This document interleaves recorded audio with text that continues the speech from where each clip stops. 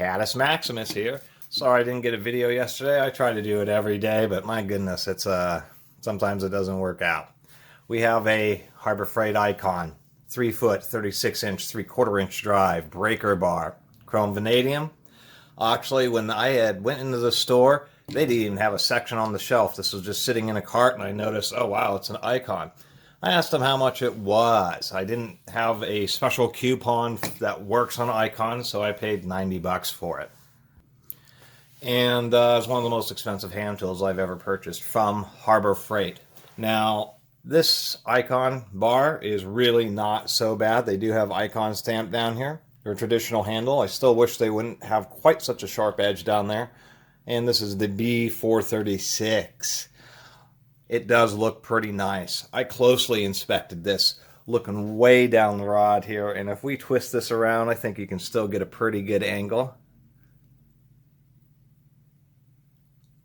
Really surprising. This went through a straightening process because when you machine and forge big long bars like this, it's actually, they always get bent, especially after the heat treatment process, so these have definitely undergone straightening.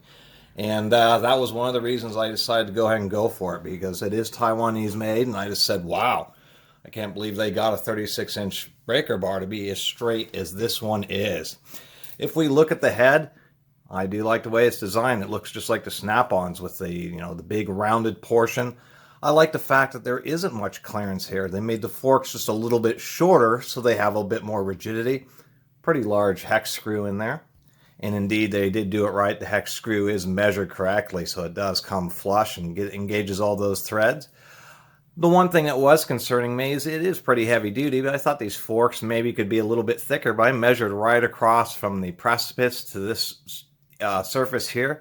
They're actually 3/8 of an inch thick, so there is, combined between the two forks, 3/4 of an inch of metal. So this breaker bar, I am not sure whether it would be the anvil or the forks that would fail first, but it seems that it's pretty proportionately designed. If we also look here, we can see that the grinding is pretty even. This is one of the biggest telltale signs of flex head ratchets and these breaker bars is when you look on the side. It's very difficult for the manufacturers to get this curve to really be nice and symmetrical. And we can see on both sides that they actually did quite a nice effort with having the hole very well centered and having a really nice grinding operation. I'm pretty surprised. But the Taiwanese really have come up a long ways on tools. I think as far as the world is concerned, we have like the United States, Germany, Taiwan, and Japan. Pretty much those 4 countries are producing or are really best known for supplying most of the tools in the world. There's lots of Chinese tools that are made in China, but they're made in China from companies that originate in one of those 4 countries. And I have a lot of respect for Taiwanese tools, and Taiwan is not China. I think a lot of people know that. It is, but there's actually a lot of history about Taiwan. Apparently a lot of the cultural history and artifacts after Mao's Great Leap Forward went over to Taiwan. Taiwan was actually a savior of many of the things that weren't destroyed by Mao. And apparently the people are, not to say anything, Chinese people are great, but apparently people are very friendly and courteous over at Taiwan. It actually sounds like a place I'd like to visit. Just some people really disparage it, and Taiwan really doesn't deserve a lot of the disparagement, just as I believe the United States doesn't either. So what I have here is my one I reviewed a long time ago. This would be my Tecton 40-inch, 3/4 inch breaker bar. And you can see I did like the Tecton because it's one of the big head style with the big heavy duty fork. But I was doing a little bit of testing with both of these, and I'd say it's hard for me to tell which one really flexes more. They both really feel pretty rigid and absolutely worth their money. And to tell you the truth, I think I paid a pretty good price, but it's still like 65 or 75 bucks for this Tecton. So real close to the Harbor Freight Icon. Of course, Harbor Freight has 1,000 stores, so if this ever fails, really easy to go in and just get a swap. Although Tecton is pretty good with their warranty. And I had mentioned in the review of this Tecton that I wasn't so sure about their warranty, and many people commented that Tecton actually, part of the reason they're still in business with their name is that they are really good with their warranties. And as a matter of fact, I don't allow manufacturers to comment on my videos. It's just not something I like. However, I did allow a comment from Tecton because them, under their corporate YouTube account, left a comment under this where they explicitly were saying that, you know, if something like this fails and breaks, it's real easy. We don't have to send it in. You can just, you know, send them a photo and show, here it is, you know, here's my broken bar, and they'll just send you a new one. You don't even have to pay shipping. So definitely recommend that. But that would be the alternative to this Icon, because to tell you the truth, when it comes to 3/4 inch drive, 36-inch breaker bars, $90 actually is competitive. They're well over $200 when you come to the major tool brands, Snap-on, Mac, that type of stuff. This thing's great. And of course, the other reason I picked it up was because it had just a bit more of a compact head. The only 3/4 inch, I mean, I have a shorter Proto, but as far as my big bar, this was my big bar. But of course, the problem is that this head sometimes is just massive. Sometimes it's just a bit too massive. So this just gives you just a bit more compact of a package there. The anvil being closer to the bar means that you're going to have like a little bit less deflection. And as far as width, it's about the same, but the height, there is a big difference. And you can see one issue I did have with the Tecton is they did oversize the head too much, and I had to put in actually quite a few washers, about almost an 1/8 inch washers, just to get this to tighten up. And on this Harbor Freight here, if I can get that out of my way, we can see that that is machined pretty darn tight. I'm actually really happy about that as well. And it's pretty stiff. This isn't super stiff or impossibly stiff, definitely pretty good. As far as the ball detent, not too bad.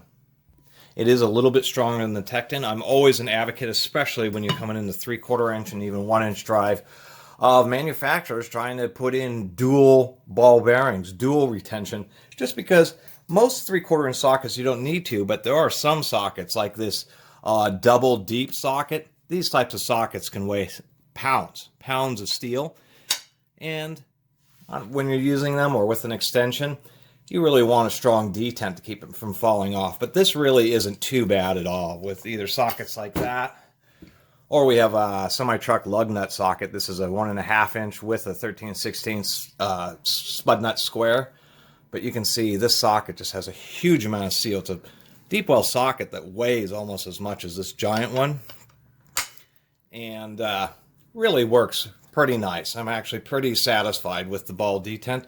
I'm also satisfied with the placement because it holds it nice and tight right against this surface. I think they really carefully measured that.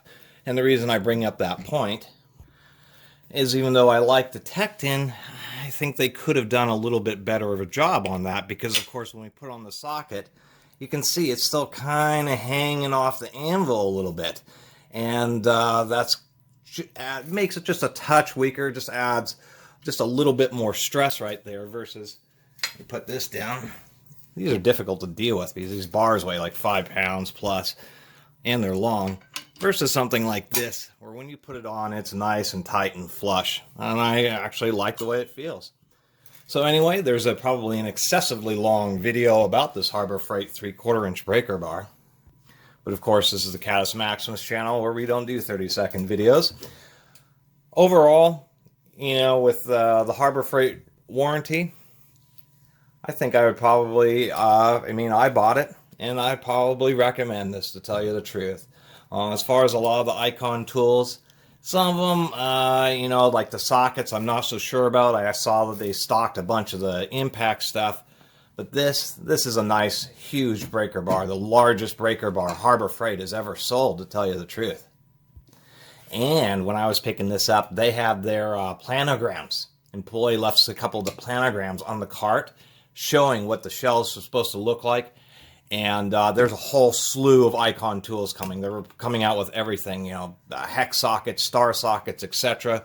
So expect to see just the tool aisle start to get migrated to more and more expensive tools. We'll see what Harbor Freight's trying to do, but I guess they're now both cheap and expensive tool store. At least it doesn't smell like burnt rubber when you go into that store anymore. Anyway, I really appreciate everybody watching and subscribing. And if you haven't subscribed, please do. Until next time, Catus Maximus out.